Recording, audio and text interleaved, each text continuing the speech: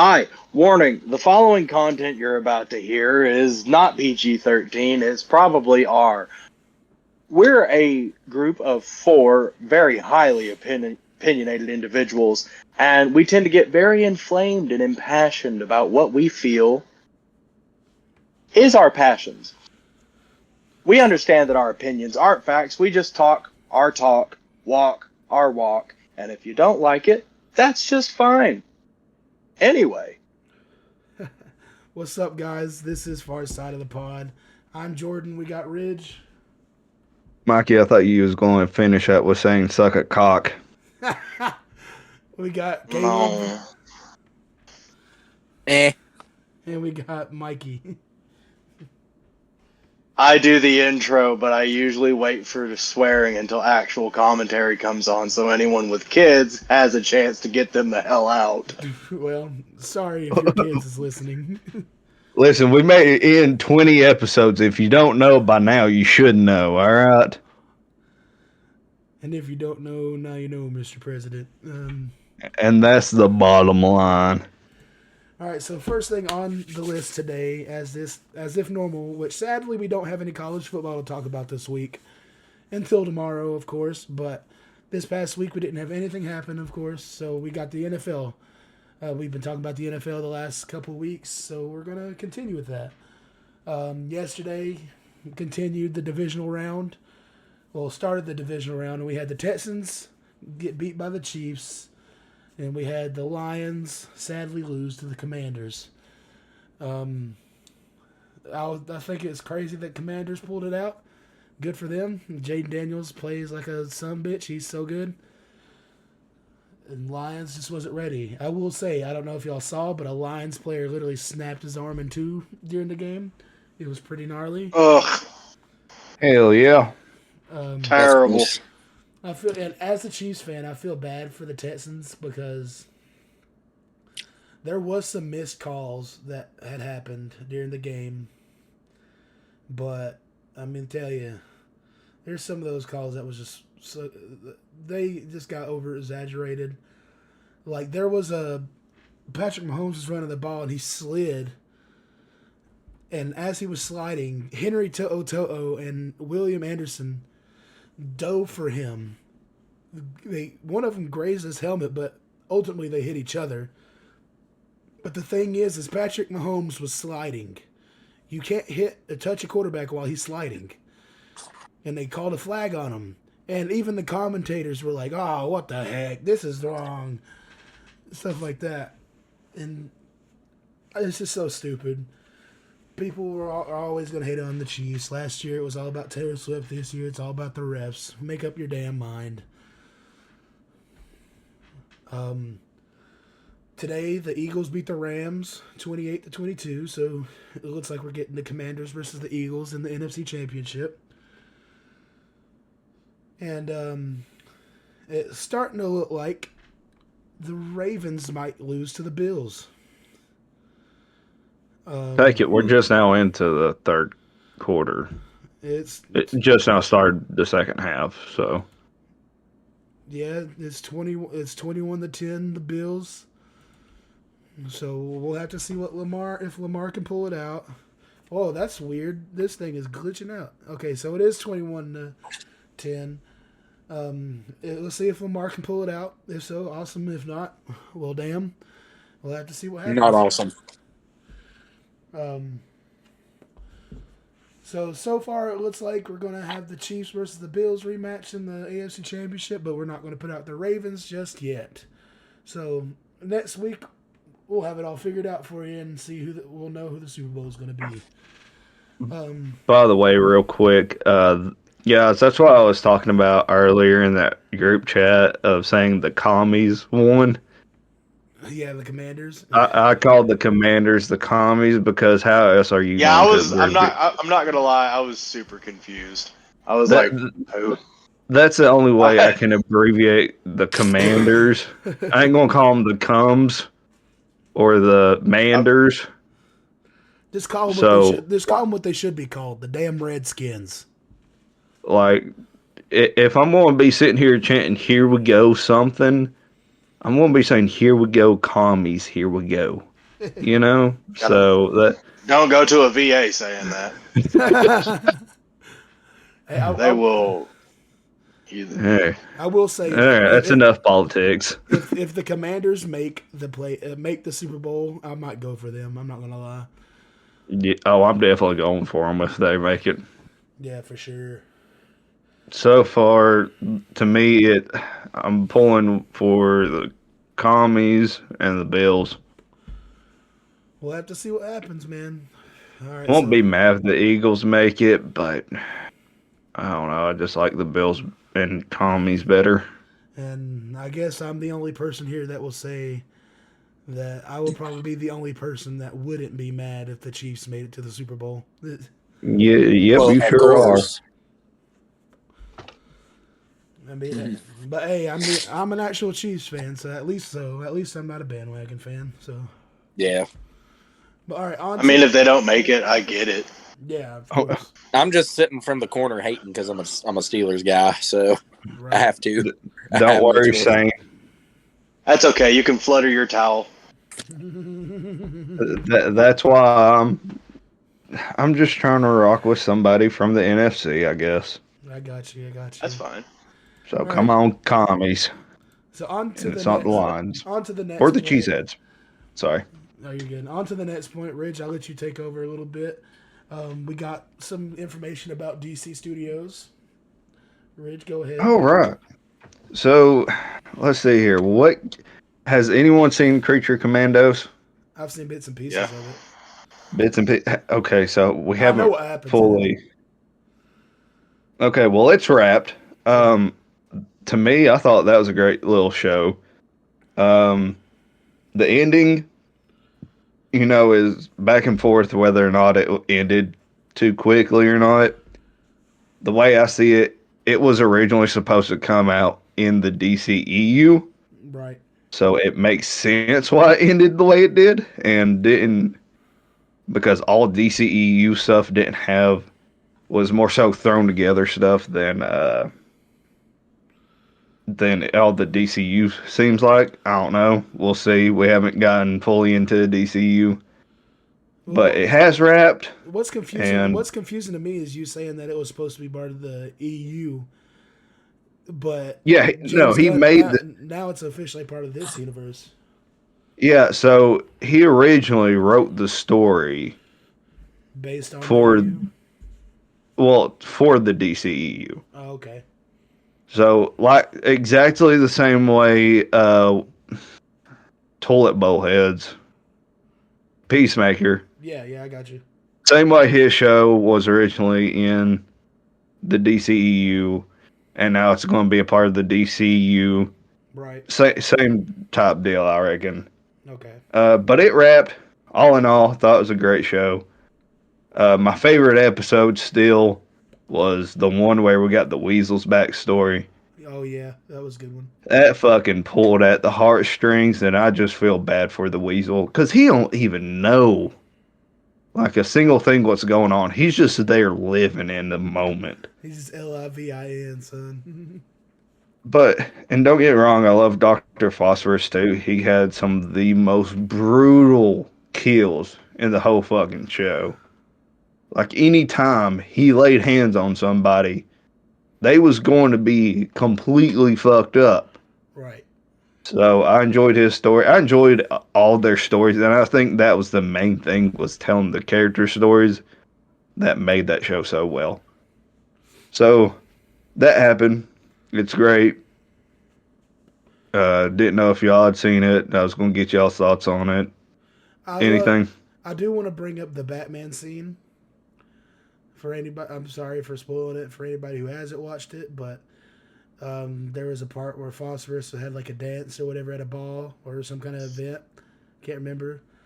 But Batman showed up in it, and that motherfucker thick. So He's definitely a fit person. So it's making me think, and it pretty much proves that Robert Pattinson isn't going to be the Batman of the universe. And I know we already know that, but there's been shit flying around saying that he's going to be.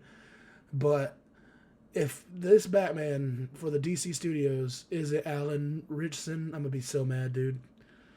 I want Alan Ritchson as Batman's so bad. I don't know. We'll see. I think it would be so funny though if we had. I'm trying to think of his name.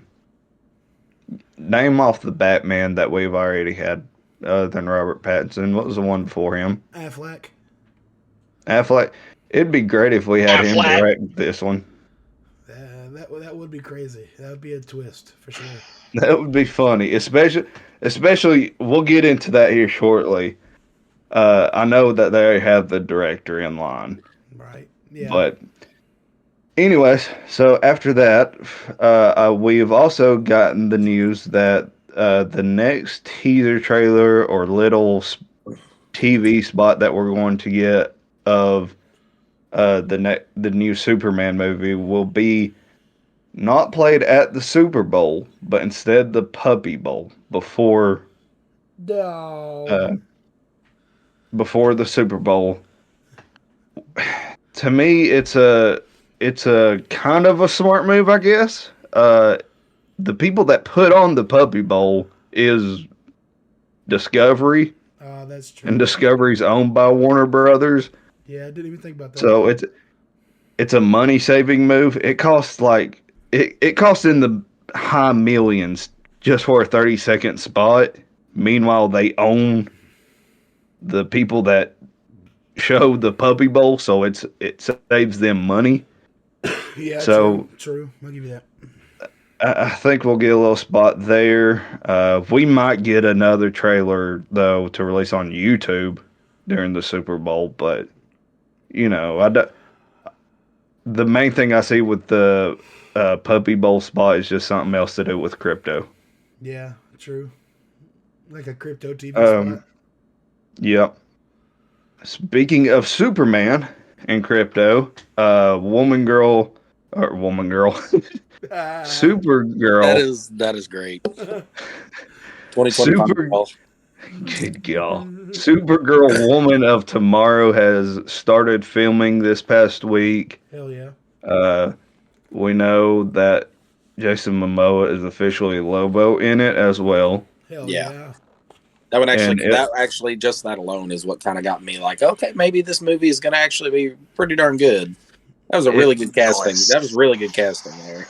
I'm kind of curious if we'll see Lobo's dog too, because in the comic books he has a dog that he likes to throw at people Yeah. to attack them. So it'll be interesting if we see that dog too. Crypto go at it. Yeah, I mean maybe, but I doubt it. Just because They we won't already showcase have them too crypto. as much. I don't think they'll probably like a background fight going on. It'd be cool Well, to I mean- actually get a Superman Lobo fight because Lobo can keep up with Superman. Mhm. Yeah, we'll see what Because we he's a end up getting. freak. But the fact that Jason Momoa got his dream role as Lobo, I think that's so awesome. And I mean, if you have any doubts about Jason Momoa playing Lobo, just Google Lobo. Just look at the pictures of Lobo and look at a picture of Jason Momoa and tell me that that's not the perfect casting. I'm sure if you Google search it right now, it will pop up pictures of Jason Momoa in front of him. Or Jason Momoa fan edited as Lobo. Like, That will be the top things that probably pop up if you go looking that up. but like just a comic book picture of Lobo, it's exactly Jason Momoa. Like, Oh yeah, there's no there's no doubt. There's almost zero difference in them. So I'm happy to see that, and I'm excited to see how they go, and I hope they have his bike in it. You know, it'd be cool. Oh yeah. What else we got? Anything else about DC, brother? Yep. The last thing I got for you is so Batman Brave and the Bold director Eddie Muschietti Oh, has been having Andy Muschietti, you mean? what I say, Eddie? Yeah. Yeah, I thought I said Andy. I'm sorry. No, you're good. Has apparently been having some issues with communicating with James Gunn as of here lately, because there was a interview that was done where he said that his Batman movie had been delayed. Well, at the exact same time, we was hearing news about the Batman Part 2 also being delayed. But there was no communication going on between him and James Gunn, and James Gunn got asked about it and said, no, it's still on schedule. It's just we aren't there yet. Ain't that weird that two Batman directors are having issues? Like, the Batman 2 got delayed because of, like, according to James Gunn, there's not even a script for it yet. Then now we got this. That's kind of bullshit. Well, so for Batman Part 2, it's supposed to be starting filming this year. Right. So there has to be a script already for it to be filming this year. Right. Or almost a completed script that's going to be fully complete by the end of this year, which leads it into starting filming at the end of 2026, which would make sense by the way it's cold again. And then it'll lead into also filming into 2020. What did I say? I said, end of this year and into next year. So wait, it does still come out in 2027. Right. And like you said, to keep it cold because it's supposed to be freeze. Yeah, and apparently too, also Muschietti said that as far as he knows, he's still a part of this Batman movie, but we'll have to see for now. Well, did you hear what he said about the Flash? Yeah, he said that he people didn't like the Flash. He said people didn't like the Flash because nobody cares about the Flash. Right, which is completely... Like if that was if that was the truth, if that was the truth, then how the fuck did Grant Gustin's Flash last 7 seasons? Right. Don't get me wrong, Andy. I love you, man. And I love your work, especially with it. Yeah. You did great with that. But if you don't have the communication down, and if you're some things, just keep your mouth shut on is what I'm trying to get at, man. All right? Especially if there's no communication between you and your boss. It's like, look, don't sit here and tell us that the movie's delayed whenever you don't even have it. Look, we know why the Flash didn't do good. You had Ezra Miller, who's a problem child. Then you had a shitty-ass costume on him. You could have kept the writing wasn't exactly A+ either, but you literally changed one of the most beloved DC storylines. It was supposed to be Flashpoint, and they changed the story. There was nothing to do with Reverse Flash. There was nothing to do with Thomas Wayne. You literally, you changed the Flashpoint paradox. That's why people didn't like the movie. Just if they would have just focused on the Flash, it could have been better, I think. If they would just only focus on the Flash. I get wanting to have all these characters. That's the point of the Flashpoint paradox is, it's got all the other characters, but it's still mainly focused on the Flash and trying to save his mom. But the problem that happens is, instead of Dark Flash showing up, it's Reverse Flash, and you find out that Reverse Flash is the cause behind all of it in the first place. Right. So it's like, and Reverse Flash is one of the most beloved DC villains, and it's like you took him out of the storyline, and that's one of the things that Grant Gustin's Flash did so good is their Reverse Flash, and having him was great for the series. It really was. And they did that off the rip too. That's what was crazy is they did the Reverse Flash story off the rip for the TV show. And the guy they picked for it was really good for the role. Yeah. Really good. Now I did hear of someone bring up the possibility of them bringing Grant Gustin in for DC Studios. What would you think about that? I mean, I would think, let's put it this way. If things are done the right way, I think he could be a great Flash. That's not saying that things are going to go exactly the way that we hope they go, because if they do, if they don't, it's going to be a little disappointing. Right. But I think he's got the look down really good. I feel like the costume and the budgeting was the issue with the costuming in the show. I think with a big studio like DC and Warner Brothers, I feel like they could really make him look really good in the movie. So my thought behind it is that obviously it's going to be some time before we get another Flash movie, right? Right. Oh, They're not. I don't even think it's going to be in this first chapter. Probably I not. think I mean, if he does, it's not going to be as his full movie. It's just going to be as like a right. side character. Maybe for chapter 2, that'll be enough time, and I think by then, I would personally like to see a person that isn't as well known taking on that role. I was just about to say that, dude. I was just about to say I want Wally West as Flash. I don't. But that'd be cool. I feel like we've seen Barry Allen twice already, and I feel like it's time to bring in Wally West, especially with this new franchise. Well, not new franchise, but new universe or whatever. And younger, we can bring in Wally West. And I mean, if you want to bring in an older Flash and have Wally West already be established, fine. But I would rather them just have Wally West. But that's just me.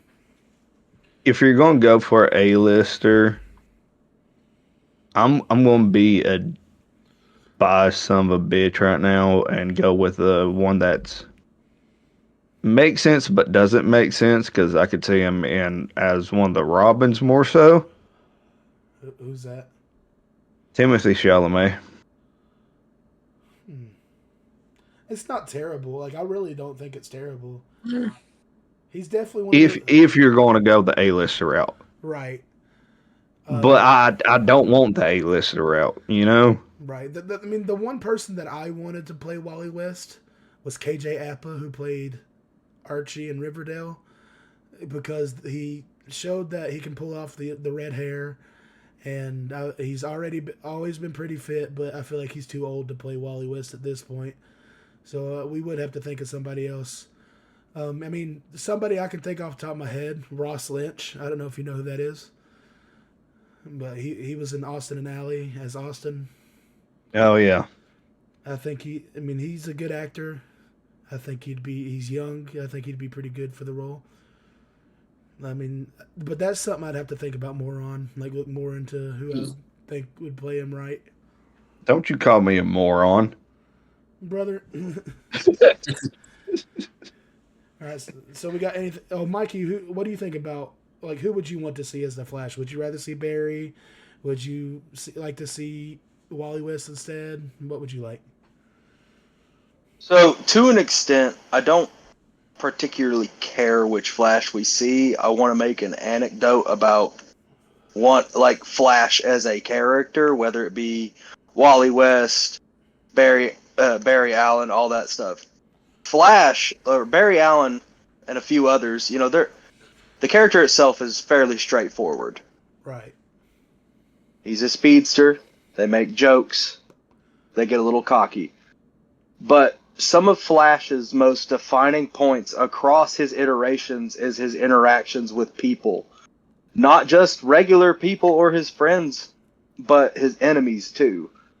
A lot of humanity in the DC is like a lot of just favorable humanity and interpersonal relationships. Being kind on a human level can really be seen a lot in what Flash does.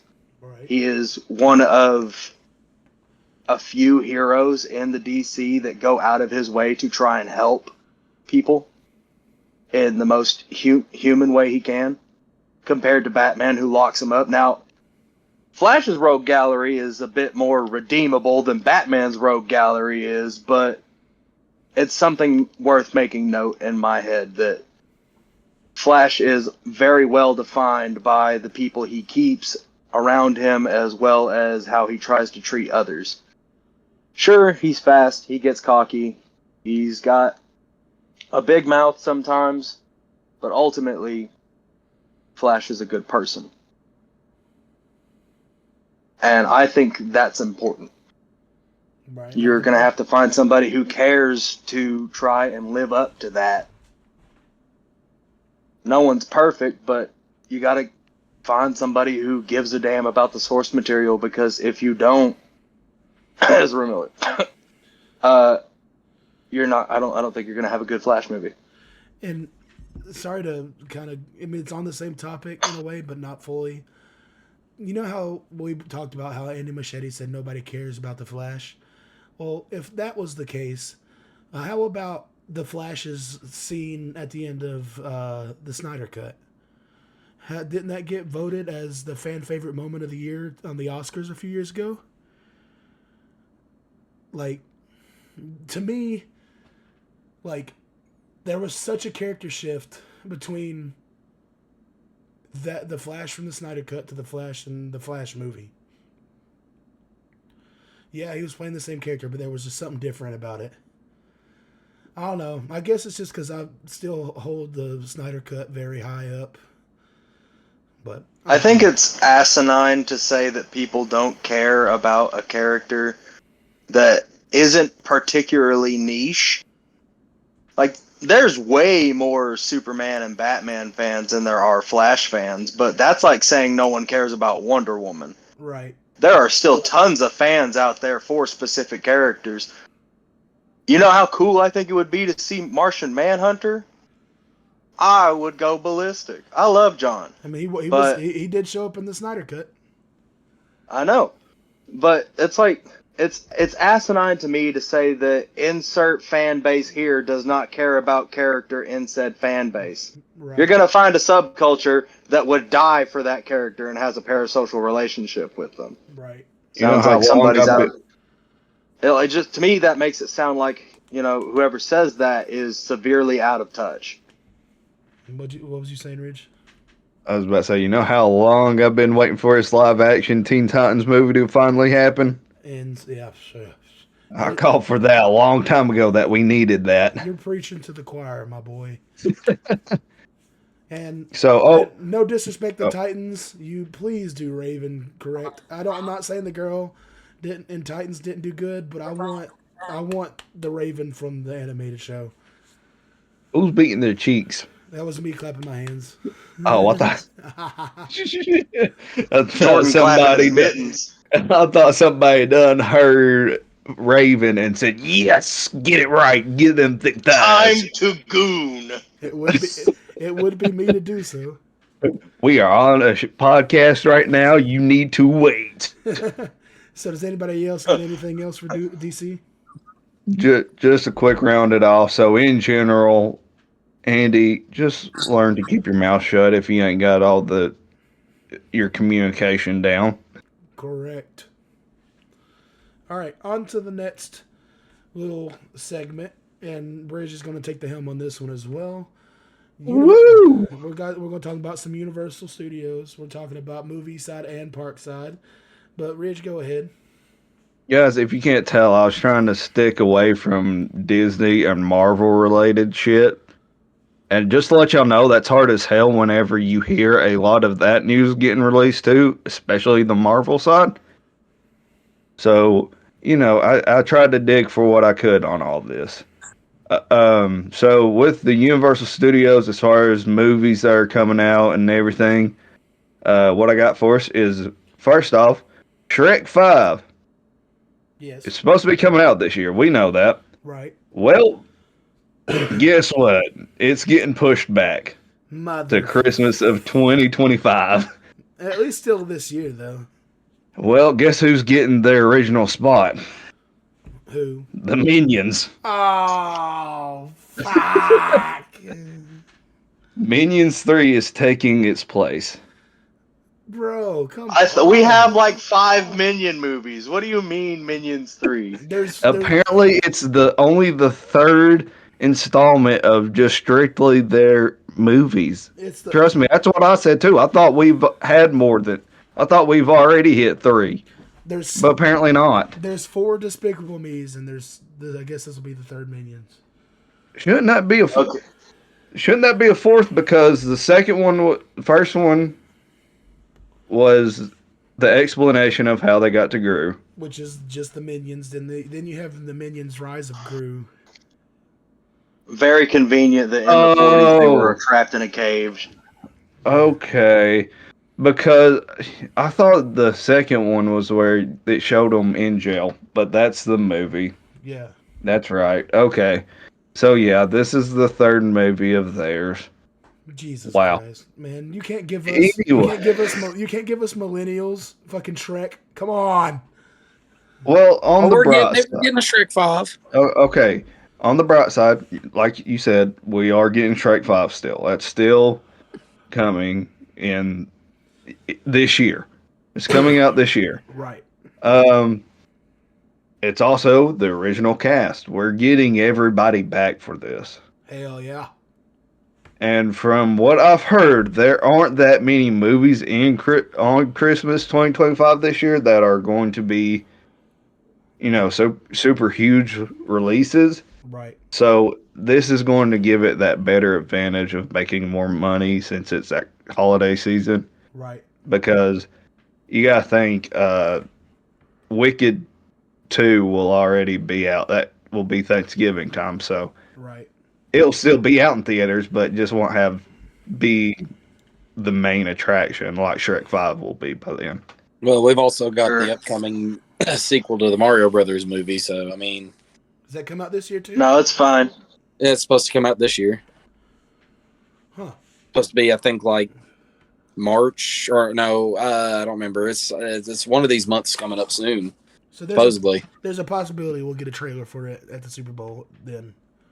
Yeah, there's a big possibility. I think that may be what Nintendo's waiting on. I mean, they've already announced the Switch 2, so that may have been their like, here's a little something that we've been working on, and then Super Bowl comes, and that's when they drop the big one for Mario Brothers 2 movie. Right. Okay. But go ahead. It's okay. Hollywood can vindicate Facebook moms more than they don't need to be already. Yeah. All right, Ridge. What else? Well, thank y'all for reminding me of the Mario 2 movie. I completely forgot about it. I thought it was 26 whenever that was getting released. And then the only other thing that I could find worth savory to talk about for us is that Five Nights at Freddy's 2 is filming right now. It's been filming. They have photos. You can go online. I'm You can excited see for that different movie. photos for it.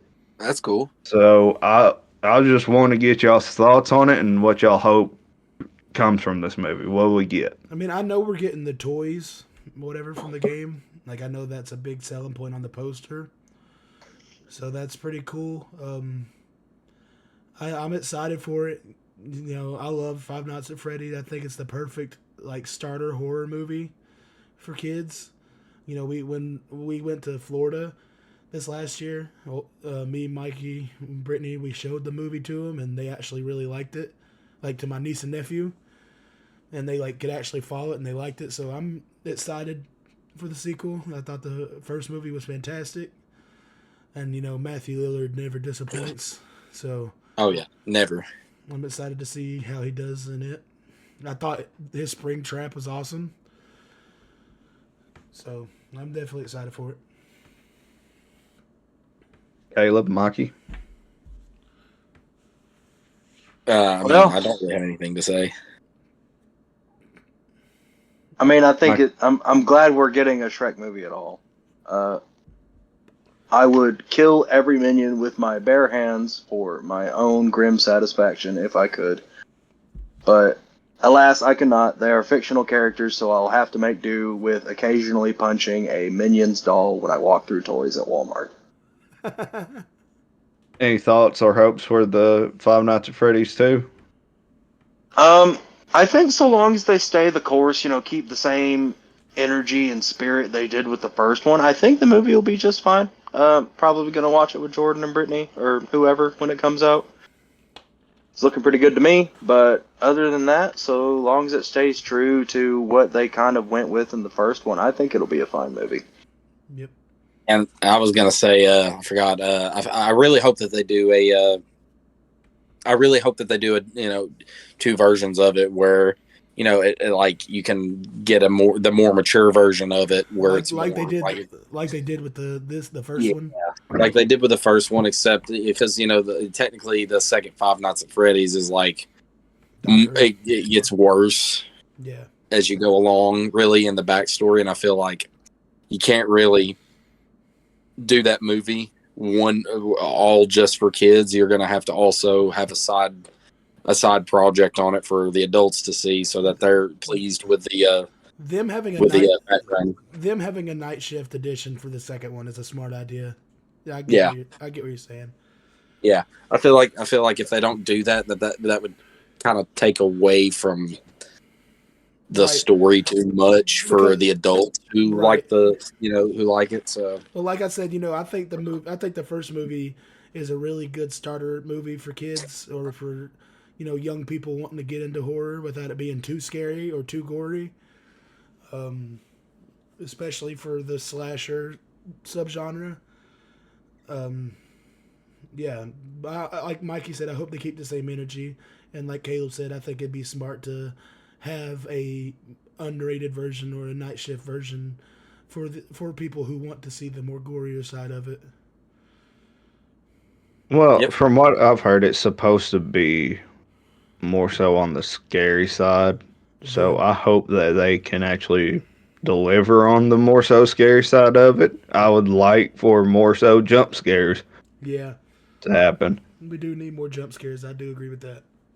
Or more so things to make you just want to tighten up and clench your teeth. And I don't like how that happened. Like me during the spider scene in The Wolfman? Yep, exactly like that. I heard that movie wasn't all that great. Well, if you don't want to watch it, go listen to our review that we just did. If you guys want to know what happened on The Wolfman 2025, the review is up right now. It is a full-on spoiler review. Slater just tells the whole movie in about 5 minutes. Look, quick little plug for that little video that we did. Look, I thought I was reading the synopsis, and I was reading the plot. But turns out he was reading the script. So, if y'all want to know what happened in that movie and you ain't seen it, go watch it. If you've already seen it and would like to hear our thoughts on it, go watch that shit. But Ridge, go ahead with the park shit for Universal, man. All right, so the park shit. Slater, I don't know how your photos are set up, but I got a picture of the Universal ball and it's showing like Island of Adventures and stuff like okay, that. Okay, so is that what we're running with the next two topics then? Yeah, I'm just leaving it as okay, sweet. So we're going to dive into one that's a little bit shorter than the other real quick. And that is, guys, it's already that time of year. It was that time of year at Christmas time for some people. And that is Halloween Horror Night speculation maps are already being released for 2025. Yeah. Woo fucking who. We got, as far as I know, the big rumor names is possibly Terrifier is going to make an appearance and have a house. Megan, The Last of Us, and Stranger Things 5. Those are the 4 big ones that are being talked about and tossed up in the air. Word. What are your thoughts, and what other houses or little scare zones would you like to see? I think off the top of my head, I think they could possibly do a Wolfman house. Like they could do like a Blumhouse experience Wolfman, like half Wolfman, half Invisible Man. They could do something like that, or they just want to give the Wolfman its own house. Yeah, but if you do that, I mean, you might as well just make it another Blumhouse house because right. That's what I was saying. It could Megan's a big talking point right now. True. Yeah. So that's my only issue with trying to throw in another Blumhouse movie. Yeah. Now, scare zones. One that I know that Mike and Caleb ain't too caught up on this, but we know about like Vamp 85 and Vamp 78 or whatever it was before that, and Stuff like that. They could do like a Vamp 2000 or Vamp 99.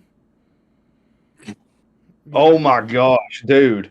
Could you imagine doing the Vamp 99 and hearing in the background Prince's song Party Like It's 1999? I know, that's what I'm saying. Even though that song didn't even come out in 1999? Right, but it was a big party song then. Good God Almighty. I can't believe that song didn't. Where I got told that, I was shook. But like, think about it though. Like, you could, you know, they could do like Vamp 2000, or they call it Vamp Y2K. It'd probably be better just to call it Vamp 2000. But I think it'd be a cool idea. Other houses, other walkthroughs. I can't think of any off the top of my head. They're going to have the main one down the main strip. And I don't really know. We don't know what the themes are yet. So I guess whenever more of the themes and all that jazz start coming out, we'll know like what the main scare zone will be and all that. But other than that, I want to see Terrifier. I think Terrifier getting a house would be awesome. And of course, I'm a big fan of Stranger Things, so I think it'd be cool for them to finish it off as well. But other than that, I can't really think of anything else off the top of my head. Bring back Bill and Ted, but that's about it. Mikey, Caleb, you got any thoughts on that? I was just gonna say that if I were to think of a different house to do, I would very much consider doing like the actual horror style of Jurassic Park. Yeah, honestly, Like a Jurassic Park one would be cool.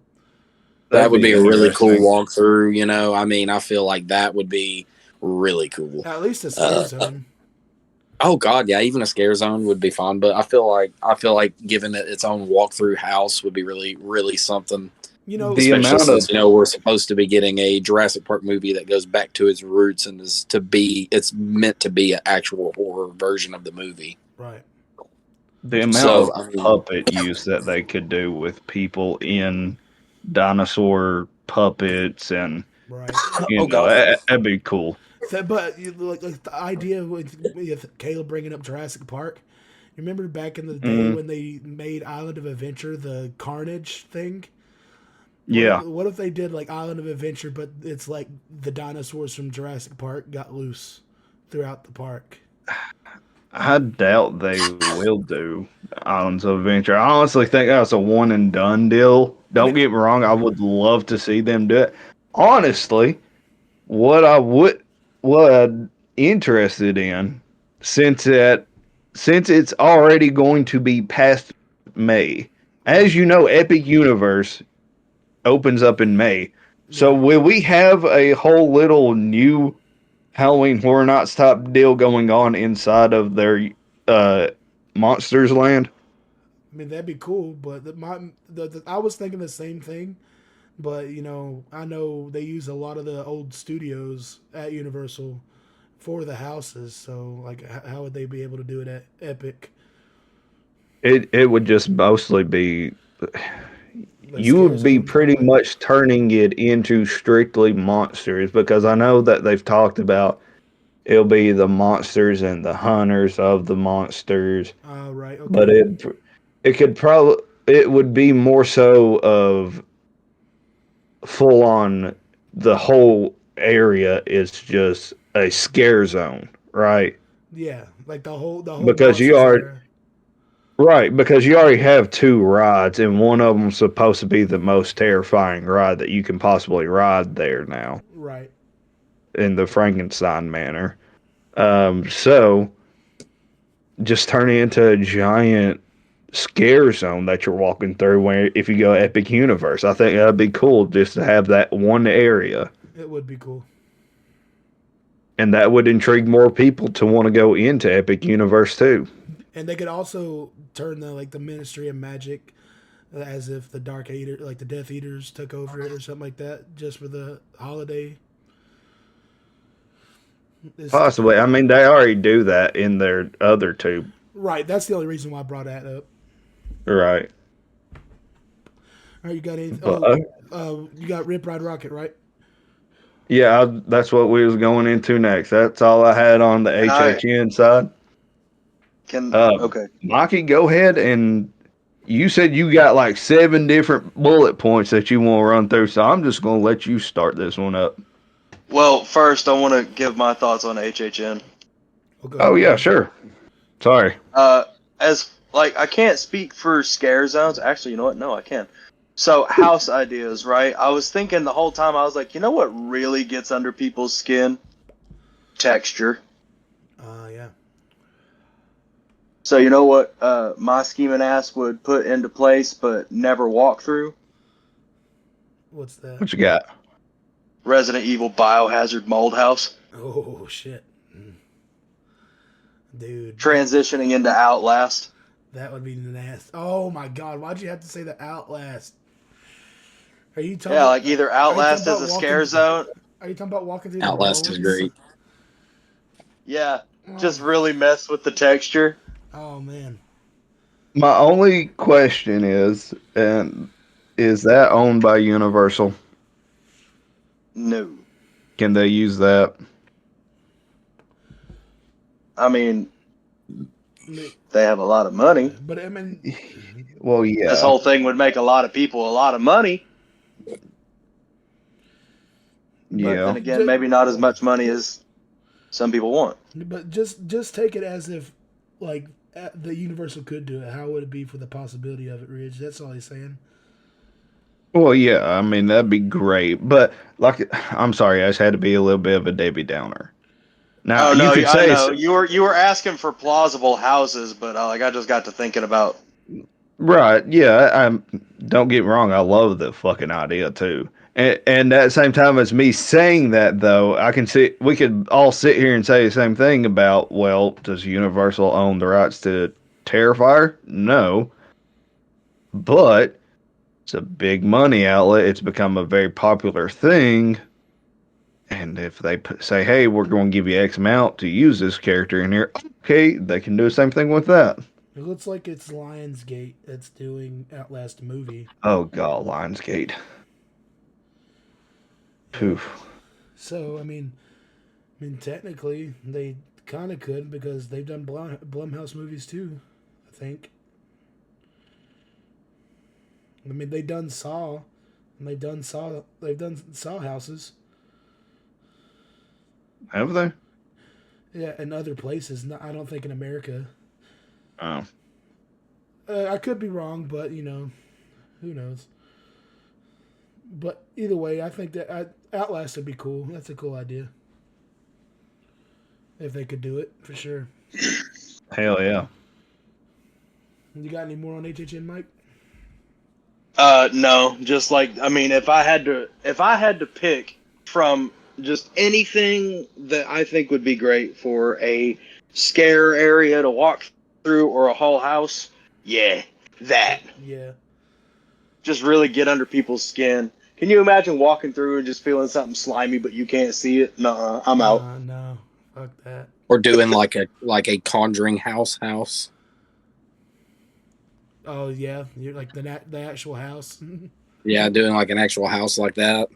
They've done. Got to walk through Conjuring, the I think. entire Outlast house with NVGs on. Oh geez. Yeah, let's not talk about that. The only other thing too, which like I said, I know it's the fantasy of it being possible, is that just haunts in general, not to only or to also include Universal, they can't touch, and you're not supposed to touch.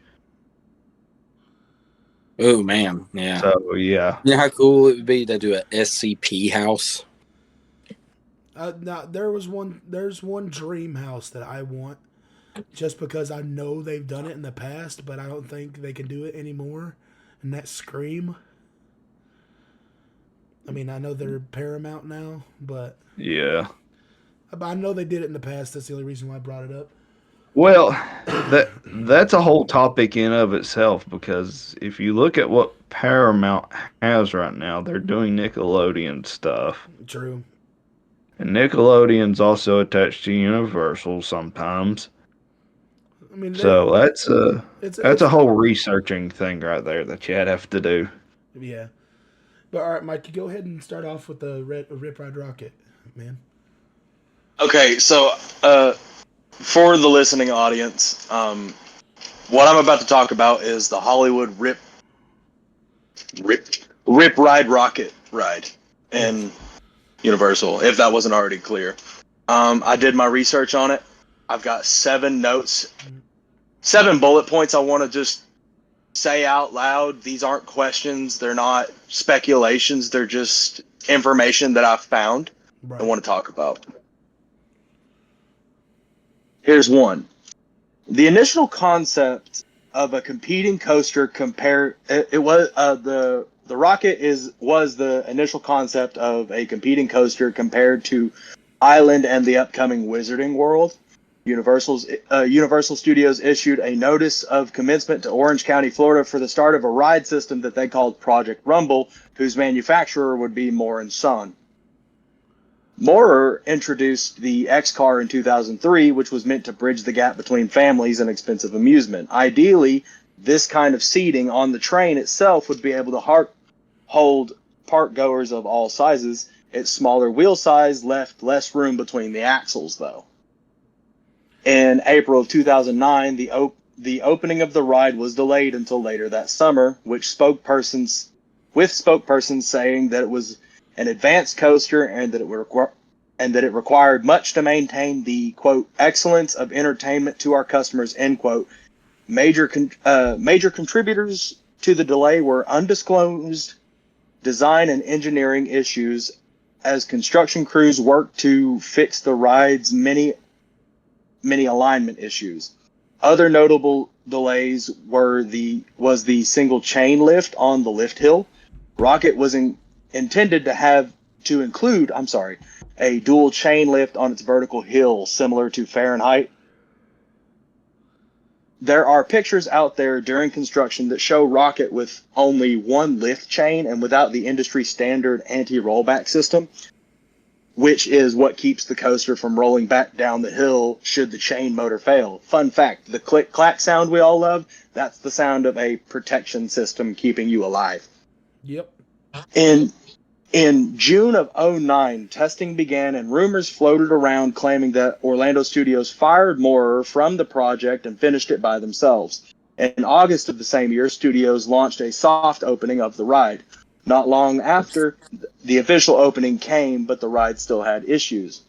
This was widely regarded as a bad move due to the fact that the ride opened late each day due to runtime maintenance and often opened as late as 6 p.m.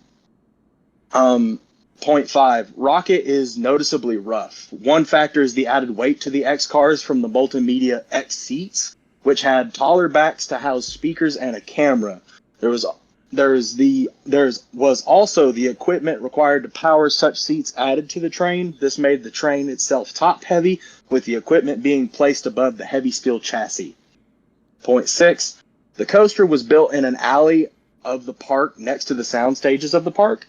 It's in a wind tunnel, and as such could only operate correctly at certain wind speeds, but a noticeably smaller, only operate at certain wind speeds, but a noticeably smaller one than other coasters of its size. If the wind was blowing one way or another, it can make the coaster go too fast or too slow, depending. And another factor of that was how hot it was or how cold it was. That's pretty cool. Point 7 is when the Wizarding World opened up, it blew up. People loved it. So when Rocket was closed for its annual maintenance, visitors were namely unfazed. Moorer wound up actually recalling the coupler links under the trains due to them noticing that the couplers were not doing well with the weight loads and clearly could not handle so much fatigue after usage. Another thing is when it was too cold or something would fail, Rocket had a bad habit sometimes, not all the time, but it had a high valley chance, which became an issue so much so that they put ladders near certain dips so that if it were to valley, riders could be escorted off and engineers could work it back. At other times, there was also a winch connected so that they could just pull the entire train back. Here is my conclusion. Due to the coaster's industrial look not being the right aesthetic for consumers moving further into the 21st century, constant downtimes, many mechanical and engineering issues, a recall, speculations about getting new trains for the ride, and so on, this coaster sounds like it was a nightmare for Orlando Studios. I've never rode the thing, so I can't say whether it's good or bad, but I can say this. Fucking yikes. No, it's an iconic ride. I know Ridge. I mean, I can't fit on the motherfucker, so the whole thing about size is a damn lie. But You can't fit on over half the damn coasters in the world, man. I'm sorry to put it out there. I can't. Like I said, I'm not talking shit about the ride. Just like through my research, all I could find was like a lot of people criticizing the history of it. Right. So I decided to take notes on that and talk about it. I've never been on the ride. I can't criticize the ride. I can only talk about what I found. And according to what I found, it sounds like the Rocket has a very troubled history. And it sounds like it was, it costed Orlando Studios a lot more money than it really made them. But who's to actually say that? I don't have their tax reports. Yeah. Well, I mean, damn. I wasn't expecting it to. I was not expecting that about it. Ugh. Yikes, man. I mean, look. It's an iconic ride. You definitely don't want to screw it up. But I feel like with a history like that, repeatedly happening, Yeah. I feel like it's time to maybe restructure it. Possibly, maybe go through the schematics and fix all the problems and just rebuild it and bring it back into the public's view of being like, okay, this is worth our time. This isn't as not only is it not only should it be less dangerous, but it should be a little bit more modernized to attract the audience that they're trying to pull. Well, they're closing it down at the end of the year. Yeah, I was about to say that is the bright side, or that is the main thing about it, and the reason why we was wanting to bring it up is they are closing it down this year. Yeah. Right now, from what I know, too, they have downgraded their. Used to, whenever you got on the ride, you could hop on there. It had this little thing that was about the same size as an Android phone. Little touchscreen that you could pick what genre of music you wanted, and there's a list of different songs. I remember my go-to song on that ride was Stronger by Kanye West. I always clicked on that song because to me it just fit with the coaster. You could pick country songs. Remember I Will Survive was one of them on there. There was a bunch of different ones, and apparently at one point there was even hidden songs on there. But now they have there's only 3 songs on there to choose from. So they've downgraded that. They've taken the signage off of the siding of it. It used to have a big old sign on the lift hill. That is now no longer there.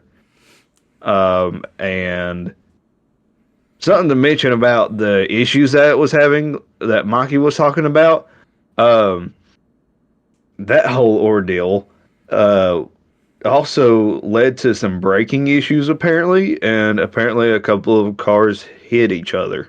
Eek.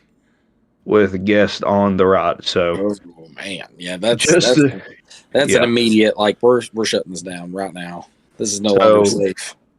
Between the issues between Universal deciding, hey, I'm going to do this by myself. Big no-nos, by the way. Don't ever think that you can do something by yourself if you ain't got the right shit and in the process for it, and keep on changing ideas with it too. It got rough too, I will say, from experience of riding it more than one time, especially. It got rough to ride. So yeah, I'm glad that's closing down, to be honest. It's kind of it's ran its course, and it's time for it to go. On the bright side, they're bringing in the right company to replace the coaster, and they're bringing in Intamin. I think that's how you say it, Intamin. Yeah. I don't know. To give you an idea on the coasters that they've done, if you're a Universal fan, they worked on the new Velocicoaster. They worked on the Hagrid's roller coaster. That's really great and has great reception to it as well. I've rode So- that one. Yeah, they have a lot of good coasters. If you went and looked up Intamin and looked at what coasters they've done, they got a lot of great coasters.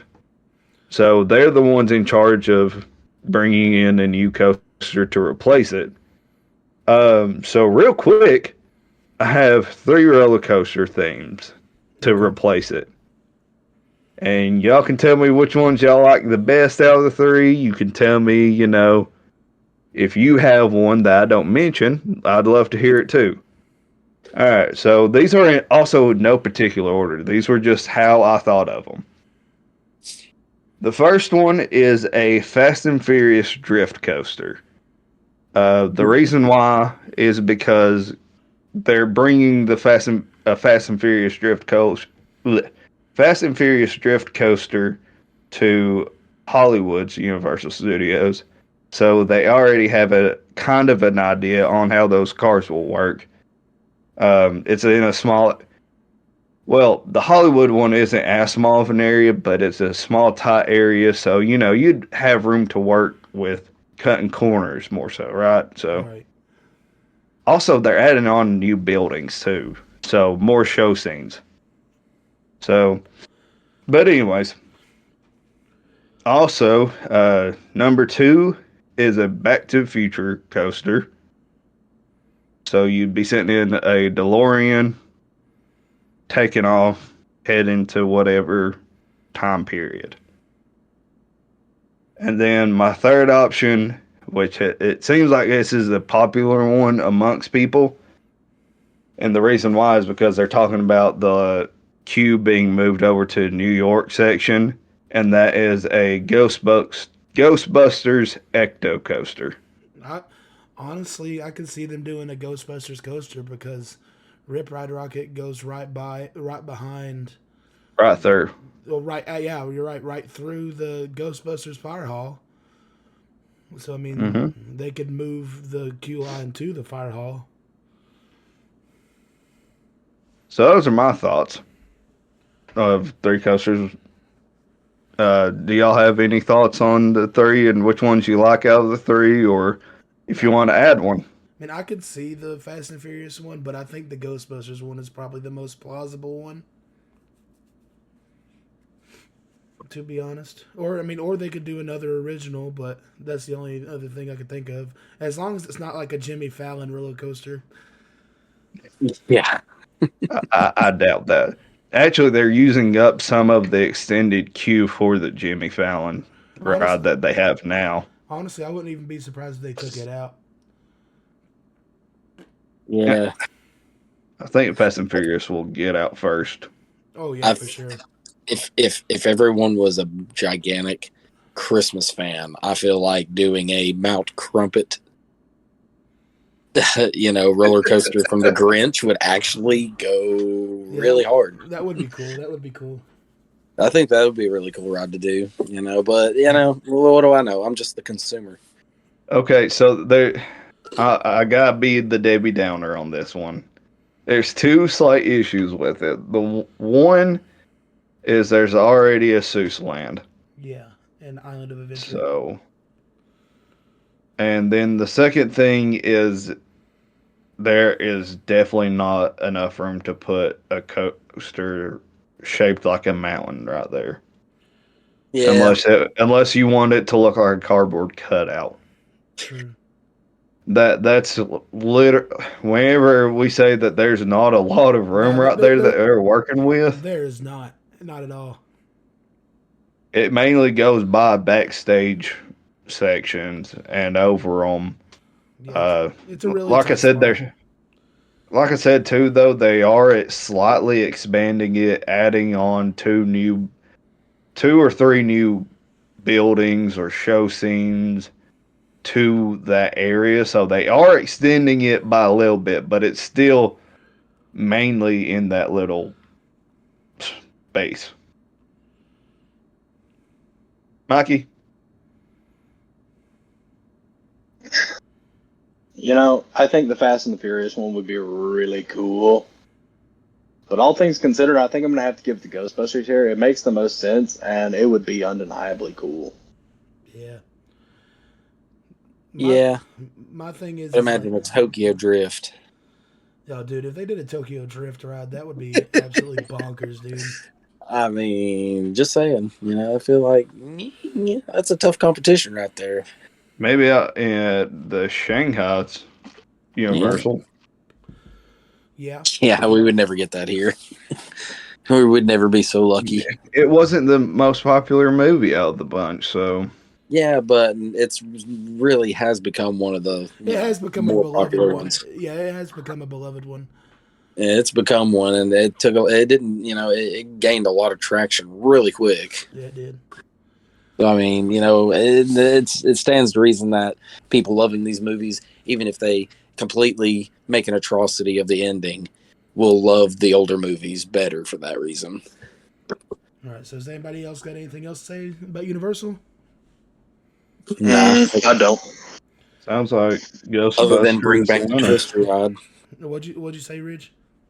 So it sounds like Ghostbusters the winner for an Ecto Coaster, and Caleb wants Twister back. Yeah, bring the Twister ride back. That Dude, just was get so rid cool. of the Fast and Furious ride. That's my main thing right now. Yeah, That turn the Fast and Furious into a Twister,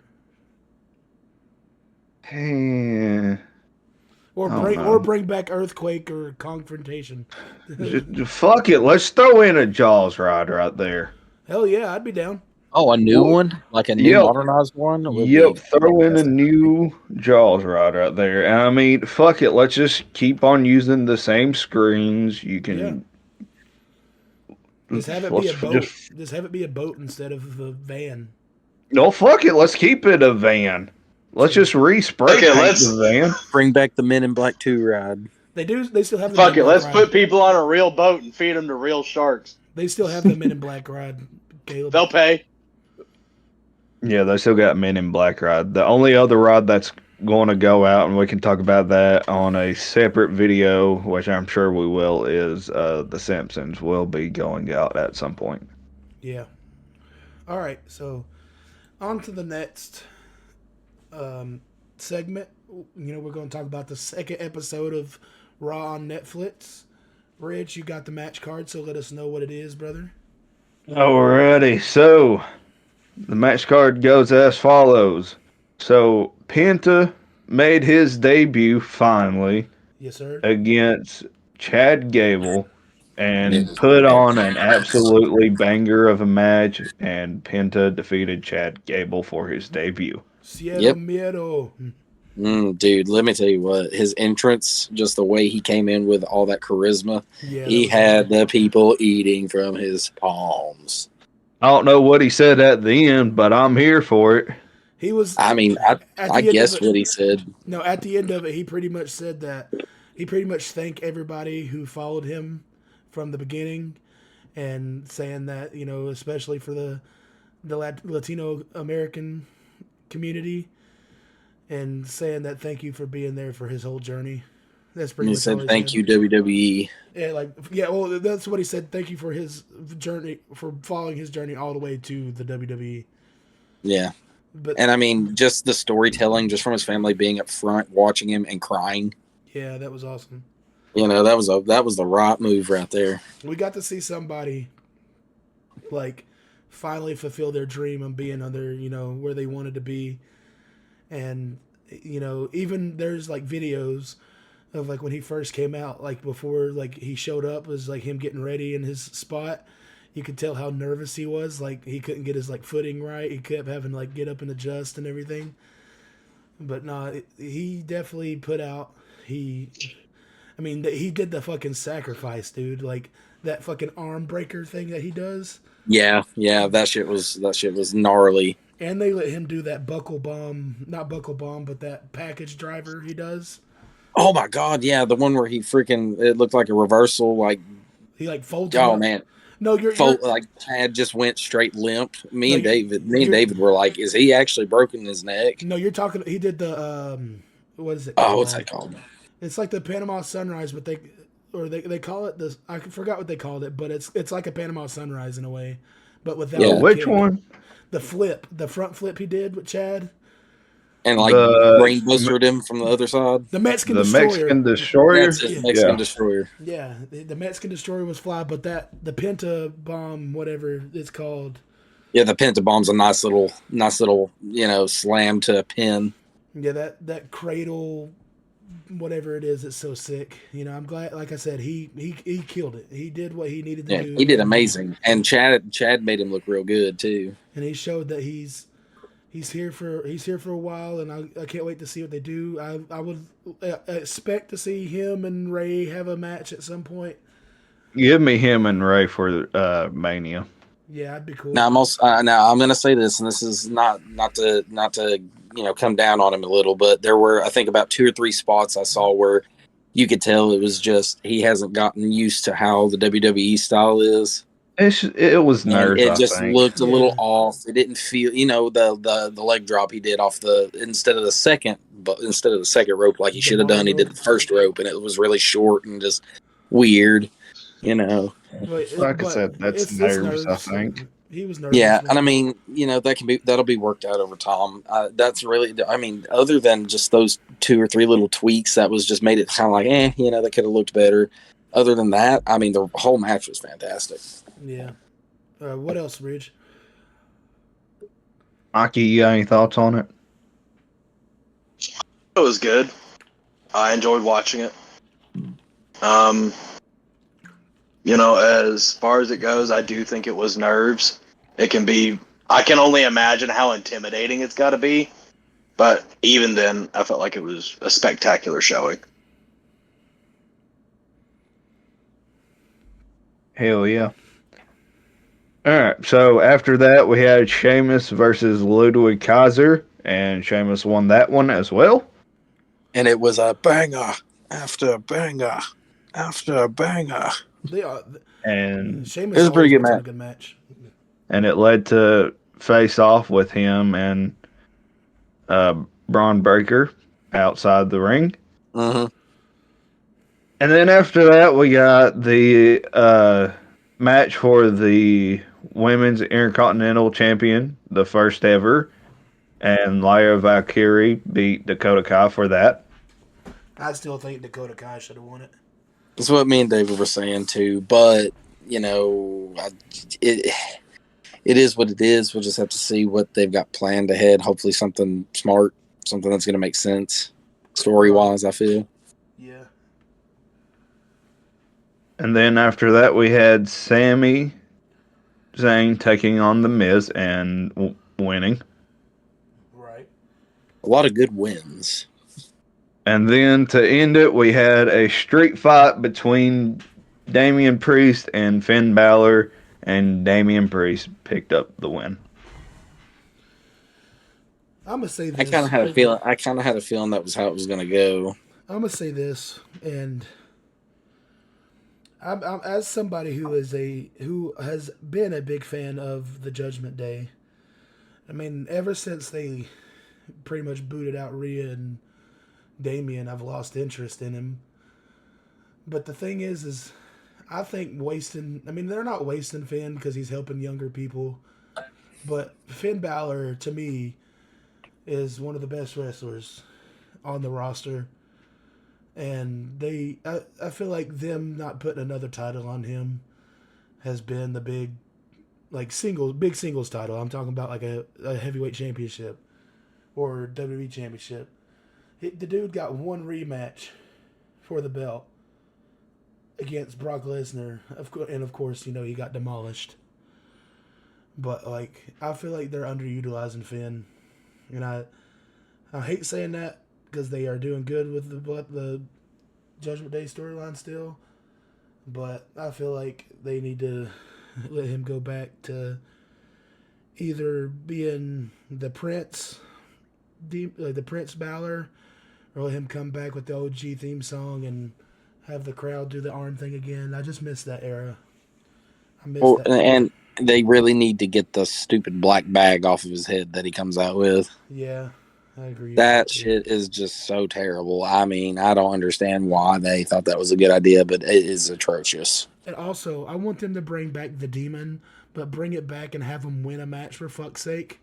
It has to mean something if he's going to bring it out, you know? The thing is like the last time that he brought out the demon was against Edge, and the only reason they did that is because Edge wanted to face the demon. And he did it, but they did it in a Hell in a Cell, and I mean, and that match was awesome. Right, but all I'm saying is the demon, like you said, it's supposed to be special occasions. Yeah, and he's lost the last 2, maybe 3 matches as the demon. The demon, the demon's supposed to be a force, dude. Like, yeah, well, he's supposed to be stronger than the Fiend, and I know it sounds wrong saying, but he is. He's supposed to be that guy. Like, yeah. I don't know. I'm a little picky when it comes to Finn Balor, and I just feel like I wish they were doing better. Yeah, I feel like Edge winning that Hell in a Cell was good for the story, but I feel like maybe the past times he's brought out the demon, he could have won more. I mean, the time before that was against damn Roman, so yeah, that wasn't a match. Was gonna go. No, yeah, they had a match between Roman and the Demon King. No, because he fell on his crotch. No, I promise you, they had a match. I thought he just fell on his crotch and they called it right there. No, and they didn't actually have the match because it was just a laughing stock by then. No, it was Extreme Rules a couple years ago. I could have swore it was just because they were going to go have a match or something, and Finn got up was up on the ropes. The ropes gave, and he collapsed then on his crotch. Oh, that happened in that match. The where the top turnbuckle broke. Yeah, I didn't even think it was during the match though. Yeah, I didn't think they had a full on match because I know it seemed like right after that it was done. No, it was an actual match. It was 2021 Extreme Rules. Yeah. It was for the Universal belt. But keep going with that was the last match of that card, right? Yeah, no, that was the last match. Was it Damian Priest? I give this episode a solid 3.5 out of 5 stars. I mean, the big part to me was the Penta, and Sheamus always puts on a good match. So does Ludwig, and I just think, like I said, I thought Dakota Kai should have won, and I'm starting to get away from the Damian Priest and Finn Balor thing. But other than that, I thought the show was great. It was still good, no matter what. I mean, the street fight was good. Yeah. That's for sure. For a minute there, I actually thought, I was like, "Oh God, did Finn actually get hurt?" Because I mean, they made it really good. It was a really good work. And Mike, you got anything to say on the show? I liked it. I thought the street fight was really cool.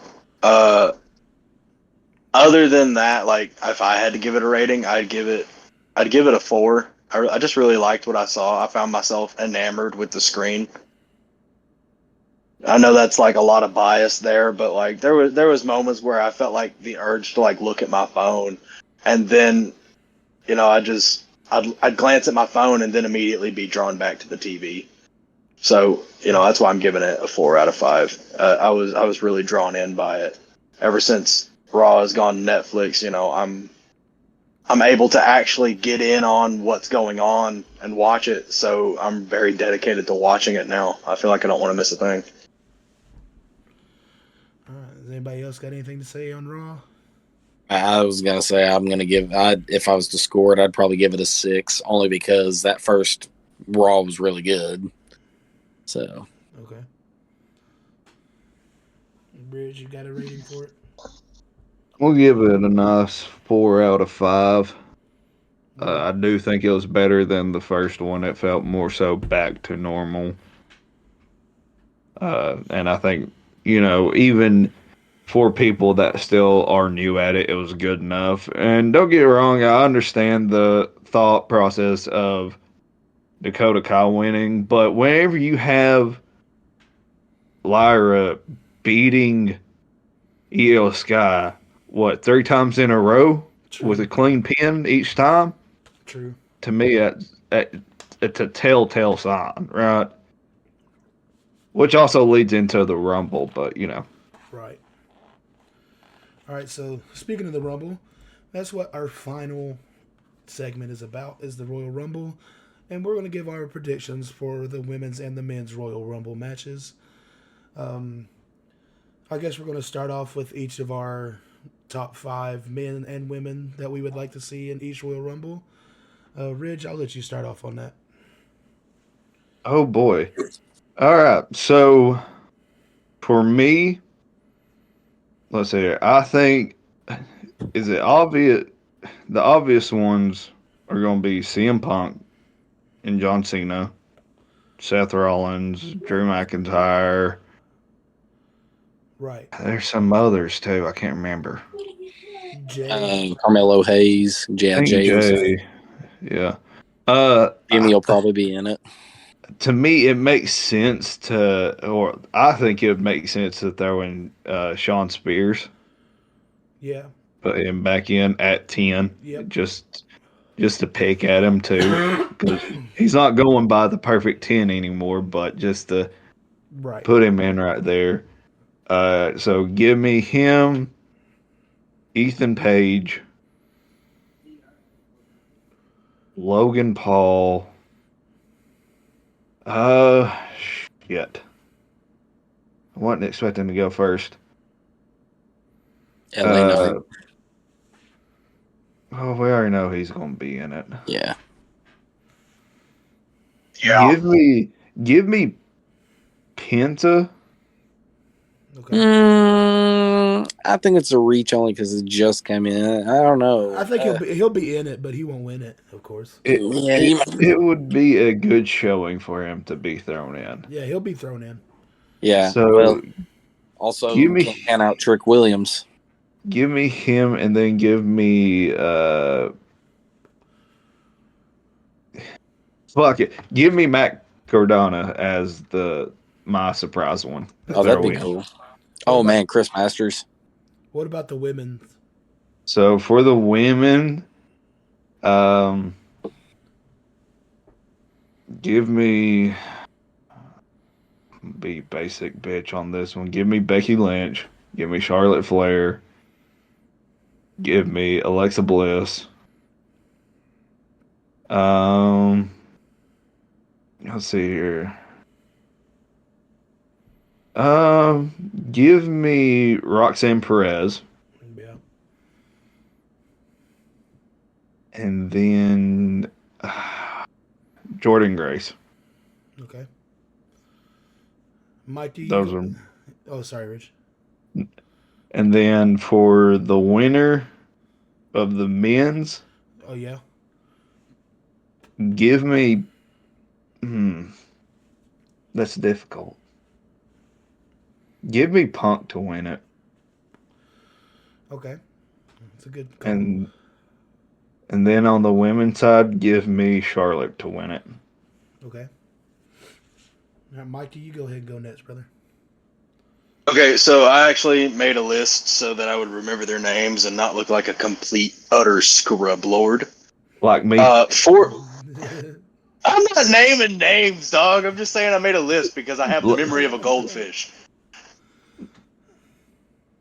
So for the men, I've got 5. I don't really have a surprise, because all the ones I'd be like, oh my god, it'd be so cool if they showed up, are probably already there. But starting off, I have Andrade. I'd like to see him in it.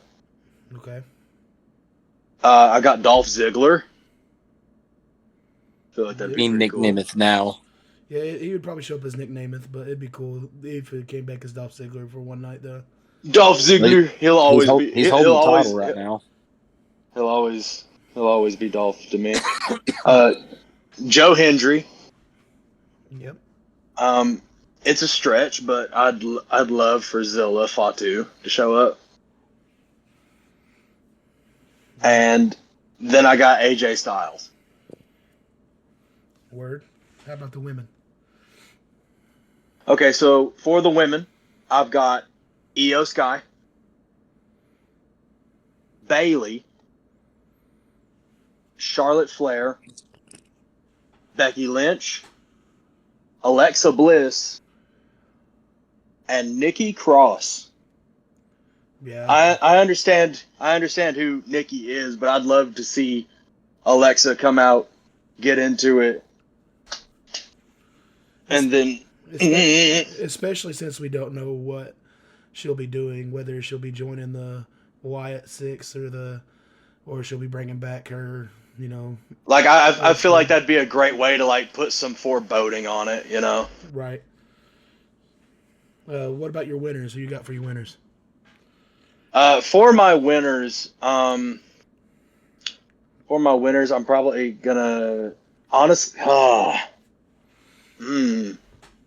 honestly, I think I'm gonna have to agree with Ridge here. I see Charlotte winning hers and the women's, and I see CM Punk winning the men's. Word. Caleb, you got anything, big dog? Well, y'all said most of the ones I was looking at saying, but y'all did forget one female wrestler. So we'll start with the women's one on me. I'd like to see Asuka return How'd I know that was the one? because she has been out with that knee injury for a long time, and her character is just fantastic. Like, she's great. She's a really fun wrestler to watch. You just got a crush on her, is what it is. No. In all seriousness, she is literally a fantastic wrestler. He's right. She's definitely. I can see Asuka coming back. She's been out with that knee surgery, so it's been a minute. So, but for the men's, I think we could definitely see one or both of the Hardy Boys show up because they're with TNA, and there's a good possibility of that happening there. Obviously, Joe Hendry's gonna be there. He hinted at it himself. So, with a comment to someone that was talking about him falling off, and he said something about funny how Joe Hendry will not have fallen off after X amount of months, and it's literally the countdown to the Rumble. So I was like, well, he'll probably be in it. For winners, I'd have to say for the women's, I'm thinking the winner for that one could possibly end up being Charlotte Flair also.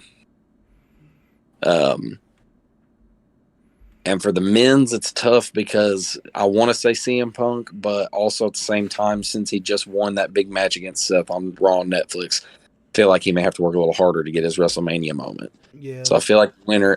And I don't think John Cena is going to win the Rumble because he hasn't. They want it to be a miracle story. Honestly, I feel like have him work it out going through, the Elimination Chamber and all that stuff.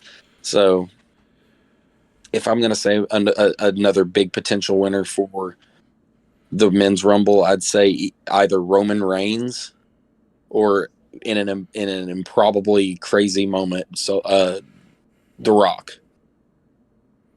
Okay, I can see it. All right, that's really what I think about that. I think that is if he decides to wake up and say, you know what I feel like doing today? Going and winning the Rumble, and I'll be there at Mania. I got time. Just inserts himself as the 31st contendant. Yeah, pretty much. Pretty much. I've seen memes about it, and I was like, honestly, how crazy that would be. I can see him doing it. I could see it happening. I could see him winning it and it being a big thing because he's done filming. He's done filming. So is John Cena. So from what I've heard, he has to go back and film at the same time as Mania. He has to go back and do reshoots for the live action Moana. Well, he may be able to get that done earlier or later, depending on. We'll have to see Hollywood situation. And I'd be damned if we still manage to somehow squeeze in Disney. Fucking hell. All right, so for my picks for the men, I've got Zilla Fatu, Moose. Moose. Penta. Good old Moose Knuckle. Joe Hendry and AJ Styles. I could also see Nick Namath make an appearance. I could also see either the Hardys or if not both. For the women's, I got Alexa Bliss, Stephanie Vakir, Charlotte Flair. Oh, yeah. Jade Cargill, and Cora Jade, but I could also see, I mentioned before Becky Lynch, Roxanne Perez, some of those ladies, maybe Kalani Jordan, but for the winners, for the women, I've heard things saying that it could be Io Sky. Personally, I could see Charlotte winning it, but I guess we'll just have to see, because I guess what they're planning is, I guess they're looking at whoever to win the Rumble to go after Rhea's belt. So we'll have to see. Well, I mean, if Charlotte wins, she'll probably from what I've heard, she's going after Tiffany. Yeah. I mean, it could be that too. So I could see Charlotte winning it for sure, especially with her coming back. But for the men's, I think I agree with Caleb and anybody else who says that John Cena probably won't win the Rumble. He'll probably get his chance at the Elimination Chamber. Maybe. Yeah, maybe. I can see Seth winning it because, like I said, there's rumors of him facing Gunther at Mania.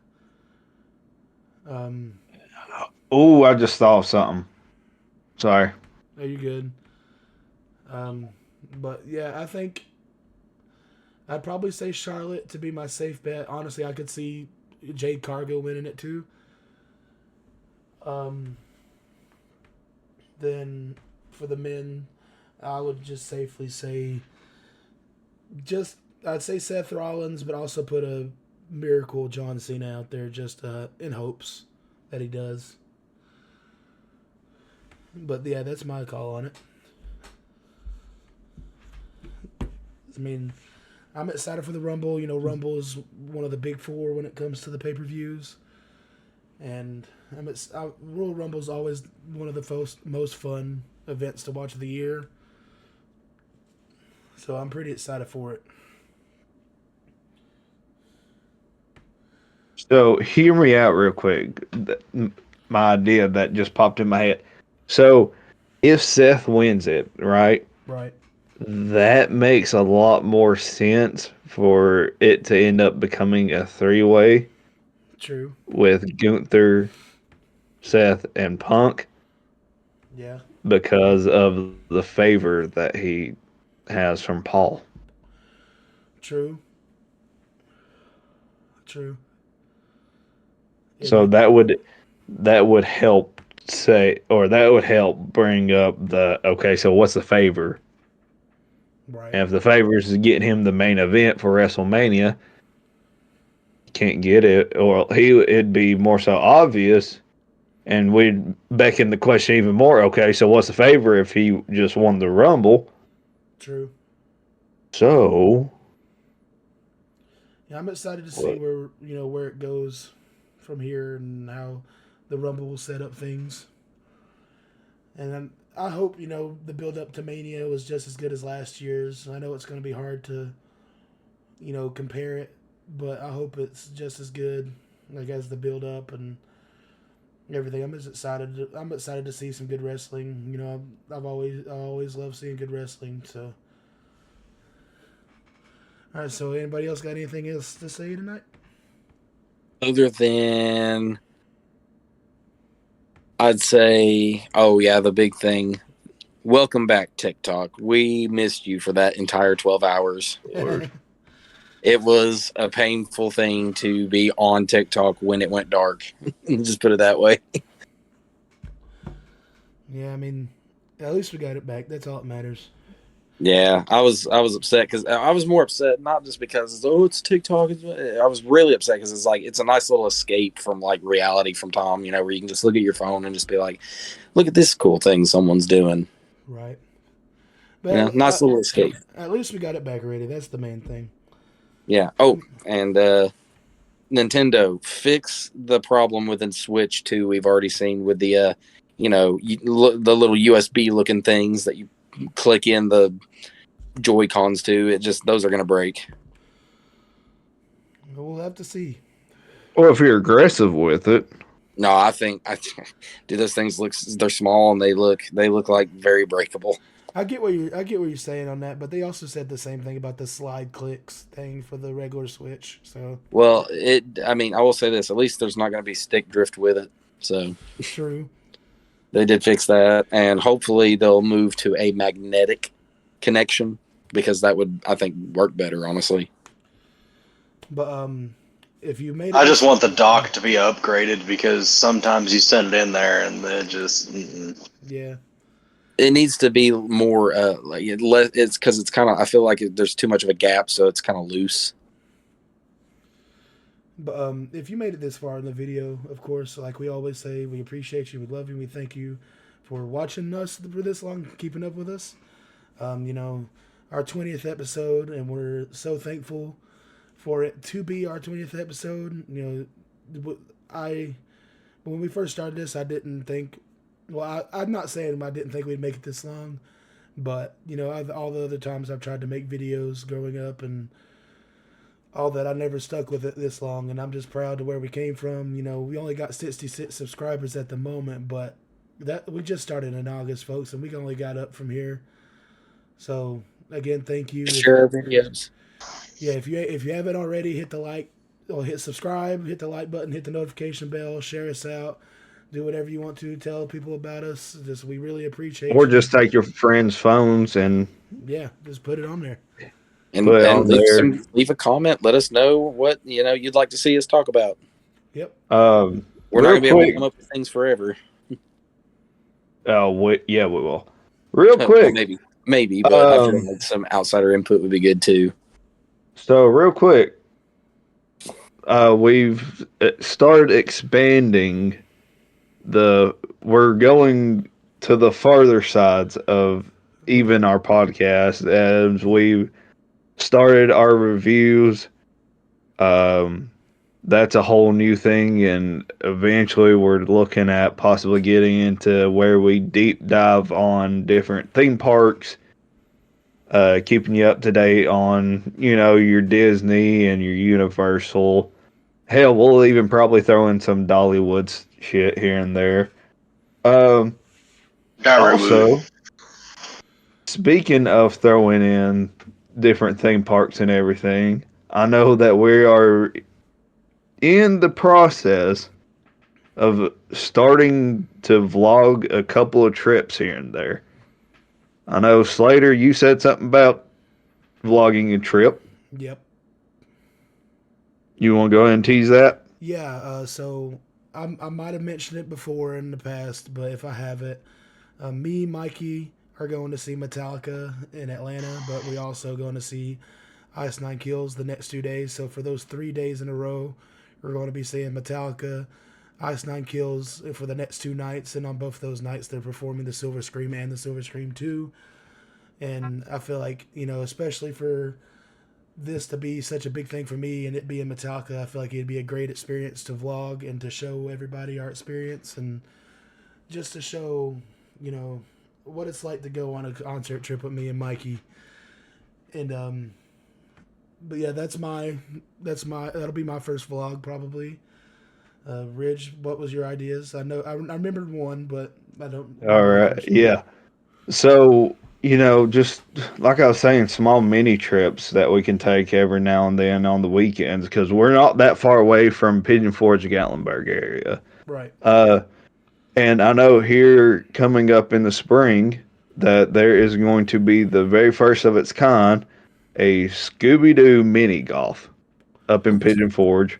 Hell yeah. And I figure that could be one of our first group vlogs of us all going up there playing around a mini golf.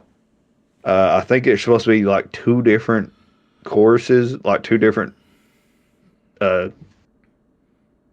I get what you're saying. I don't know what you call it.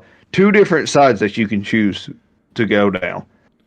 So we could do that maybe, and just show us having fun and dicking off, or whatever you want to say. And then maybe, just maybe, and it doesn't even have to be this year, but sometime in the future, I would like for us to Maybe be able to save up a little bit of money and take us a weekend trip down to Orlando and go to Halloween Horror Nights and vlog it. Yeah, that'd be a That'd cool be thing cool. to do. Maybe be able to, at some point go during their media day, so that way we can also video inside some of the haunts or take pictures of the haunts and everything. I mean, that and here coming up in the warmer months too. I have here recently, I don't know if I'm supposed to be saying this out loud or not. I have gotten permission from the haunt I worked at to come back and do some ghost hunting there. Oh man. So I'm going to see what they'll do for me and, us and see who all we can get in if y'all would like to go. Then Oh, we'll see man. what we can do and we'll see if we can video some of that. I'm sure we won't be able to get all of it, but It'd be we'll, fun. we'll try to get little short snippets, especially with TikTok being back. We might be able to do something there. And we'll probably try to get your interview with the owners of the haunt and just have a good time there. Oh, and just to put it into perspective too, I'm sure we talked about it back during the haunt season. They actually, it's inside a haunted house. Like Yeah. the house it's in is haunted. So Really haunted. it's an old mansion that had back in like the Civil War times Yeah. type deal. Like it's been there for a fucking while. It's haunted, so Hey, be able to look out for the vlog of that too if we can. quick thing. I'm absolutely down for that. I think. What if I were to look up for a decently priced camera that we can run night vision through? Yeah, I mean, there's possibilities. We got time to think about it. Yeah, If we got time. I'll look up some equipment stuff we can look at, and we can just get some small stuff. Plus, we could also use that camera for walkthroughs and stuff like that. Don't worry about looking up don't go into looking up the ghost hunting equipment because they already have that stuff. Yeah, like they've already got equipment. And also, I think in like some spots we'll be walking through with a flashlight too, right? So, But either way, shout out Oh. to Scream Chamber. yeah. Also, another little cheap plug for them too is that on the 14th and 15th of February, they will be doing a Valentine's Day haunt. So come check it out. If you've already been by, come back through because there are changes that are going to be happening for the Valentine's Day haunt. They're going to be changing up the sceneries. Not only that, but also next Halloween, it's supposed to get a whole new renovation inside. So there'll be a lot of new stuff. So continue coming down, checking out the Scream Chamber, one of the top haunts in the nation, and the top haunt in Tennessee. Hell yeah.